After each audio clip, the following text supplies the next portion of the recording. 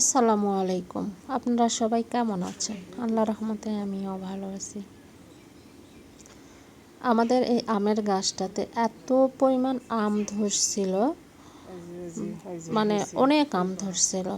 তো খেতে খেতে এই যে আর কয়েকটা এখনও গাছে আছে, কারণ এই আমের গাছটা একটা সমস্যা কি, গাছ পাকা আম খেতে খুব মজা।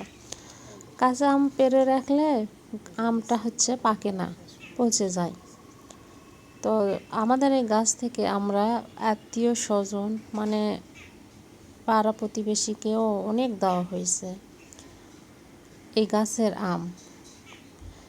তো এই যে এখনও এই কয়টা আম আছে, এই আমগুলি কাঁচা, পেড়ে রাখলে পাকতে যাবে না, এই জন্য দুই একটা করে পাকে আমরা নেমে নেমে নিয়ে যাই। আর নিজের ছাদ, নিজের গাছ আম এরকম পাকা পাকা পেড়ে খেতে খুব মজা। তো আমার শাশুড়ি সকালে উঠে দেখলো 3টা পাকছে, তো আমার শাশুড়ি আবার 3টা আম পারলো।